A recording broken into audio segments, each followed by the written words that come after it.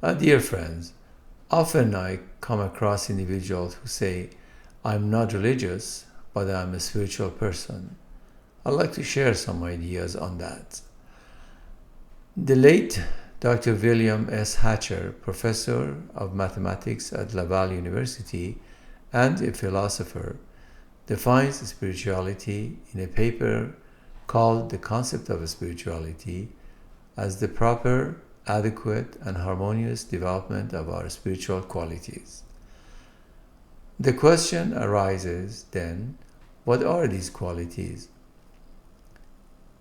that would make us spiritual, and how do we acquire and develop them? In the past, we depended on the clergy to interpret the words of God, or perhaps the elders and maybe the philosophers to guide and assist us on how to achieve spirituality.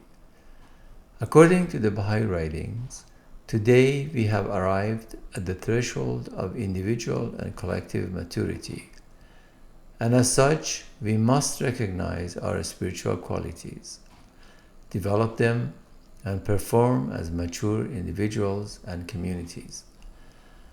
Abu Baha, the center of the covenant in the Baha'i faith, says, In the contingent world, the human species hath undergone progressive physical changes, and by a slow process hath scaled the ladder of civilization, realizing in itself the wonders, excellencies, and gifts of humanity in their most glorious form, until it gained the capacity to express the splendors of spiritual perfections and divine ideals, and became capable of hearkening to the call of God.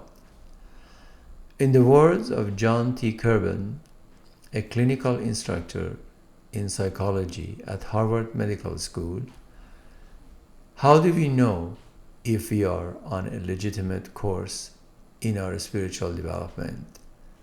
A transformative, vital spirituality is not a process of picking and choosing what is convenient to us. We cannot have it both ways. We cannot grow spiritually while controlling our goal.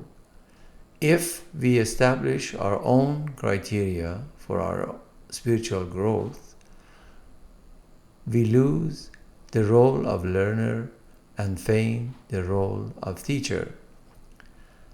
On the other hand, can we expect to make lasting progress if we only follow a ready-made path that may have worked for others, yet may not be genuine? For many reasons, those who take their belief in God seriously personally often tailor their course of spirituality rather than religiously follow instructional practices. End quote. I may conclude, based on my understanding, that we need to follow an authentic, authoritative guide to spirituality. These guides are revealed by divinely ordained religions, reiterated throughout religious history by successive religious revelations.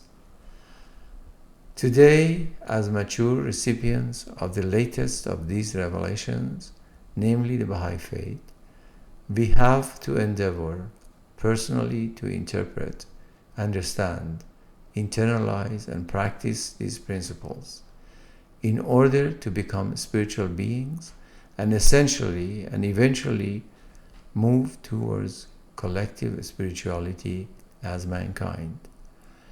Thank you for giving me a moment of your time. I'm looking forward to another episode of this series. Kindly leave comments as they are a great source of encouragement for me. Thank you and have a great time. Goodbye.